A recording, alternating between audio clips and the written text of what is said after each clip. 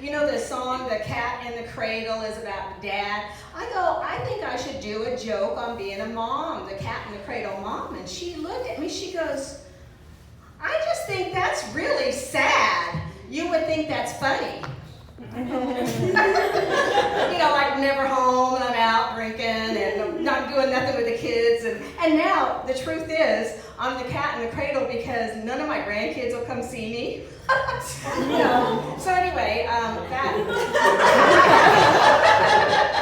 yeah, they're like, no, and they won't even text me. Just text me, like, say hi. No. So anyway, I've got the cat in the cradle, or dog in the cradle, whatever's going. And then I have one birthing joke. So back in the day, you could smoke and be pregnant. And even with my second baby, the obstetrician smoked. So that, we would do the whatever, the checkup, and you just go in the office. Yeah, okay, everything's looking good. Come back in a month. Okay, see you later. So, in my first time, I really was one of those women that didn't have a regular cycle. So I really kind of didn't worry about getting pregnant too much. And I was married, and we had bought a house, and we celebrated by having a big party, of which I drank about a half a keg. I really did. But I was also having painful breasts.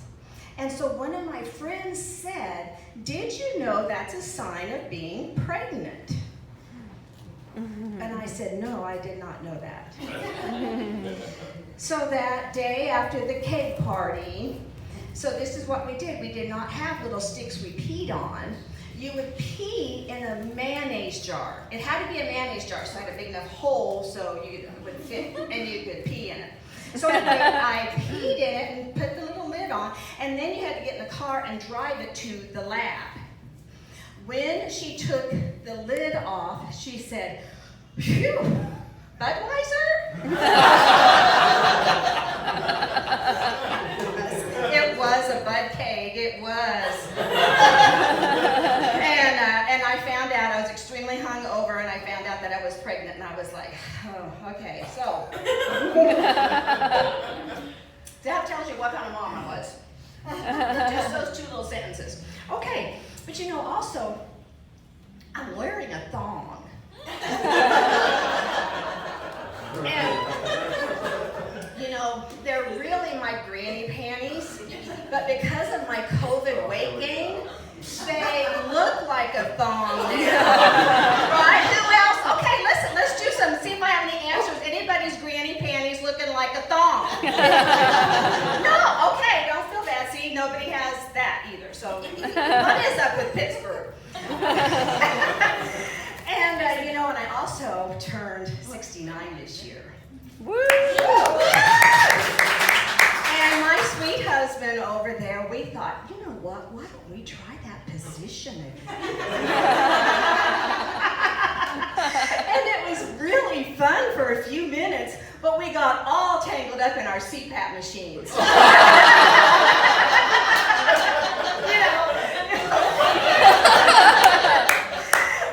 So anyway, we haven't done that since. The only food that I won't eat are green beans. And it goes back to my childhood. I didn't eat them because I was really frightened of the green giant. Right? And what was marketing thinking?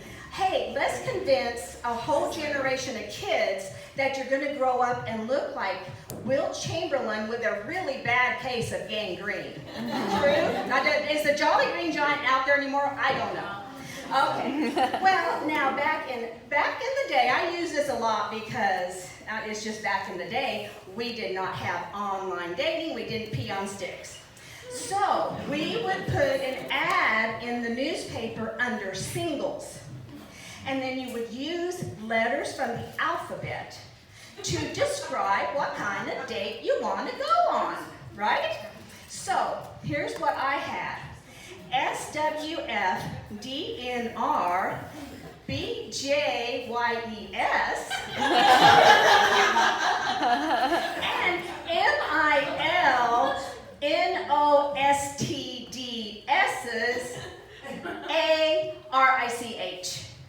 So that was a single white female who likes blowjobs, but doesn't want any STDs, and I want you to be rich. That's what we would do. That's what we would do, and we didn't have to show naked pictures, nothing like that. But I only had one reply, and he said, "Do you like green beans?" And I said, no, because of the green giant. Okay, that's my silly joke.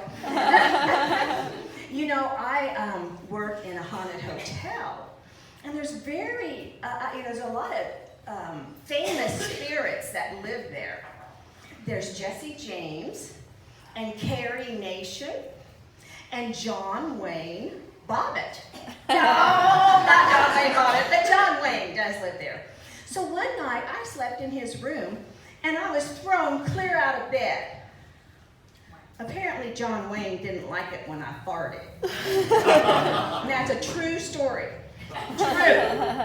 Speaking of dead people, I gotta get a drink. I'm nervous, I must be dry now. Oh. Sorry.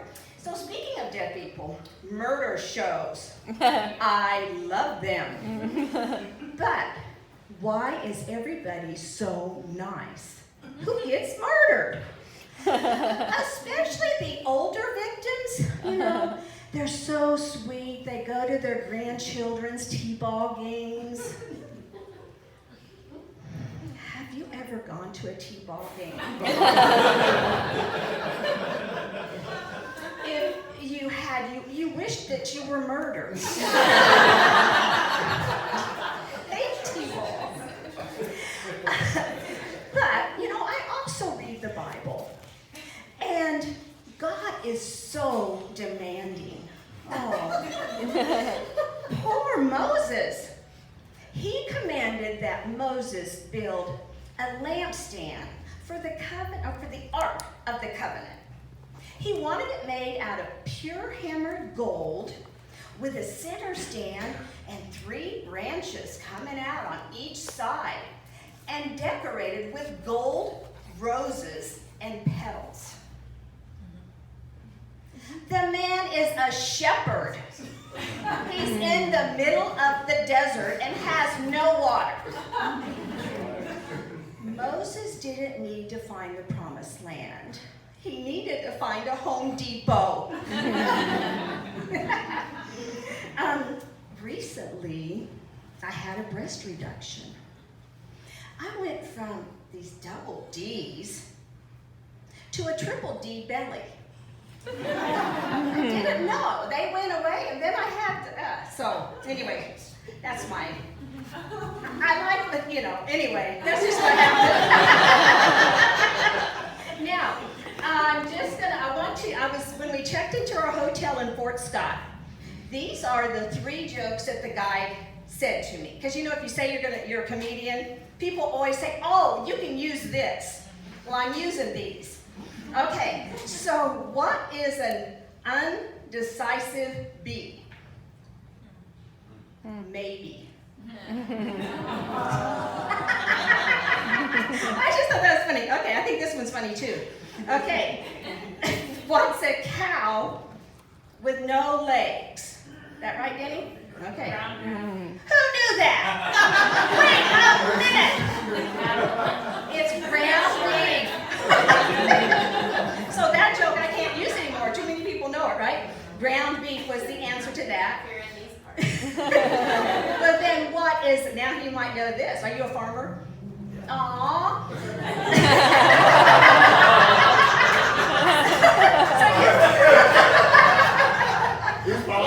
Have you gone on farmers.com? Right? Farmers.com. They show you their cows.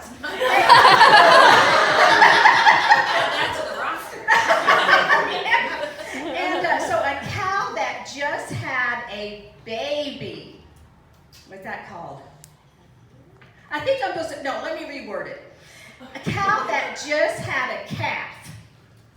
Decapitated. Yes! I knew he knew it.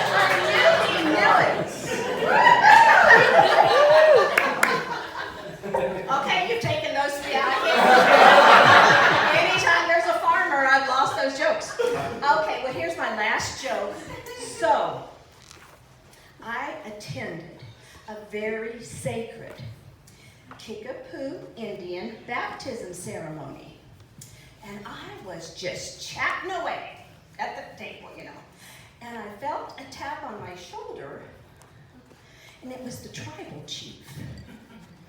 And he said, "You are disturbing the spirits." And I thought, what a nice way to tell me to shut the fuck up. And that's what I'm going to do right now. Thank you guys so much. You're a great audience.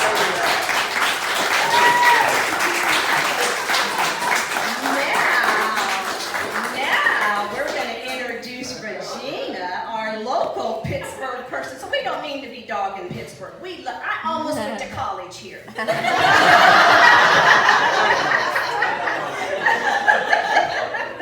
But anyway, I'm going to welcome Regina Weinmiller. She is my bestest friend. We have been together and doing this comedy journey together. We met online. We were not naked or anything. So let's welcome Regina.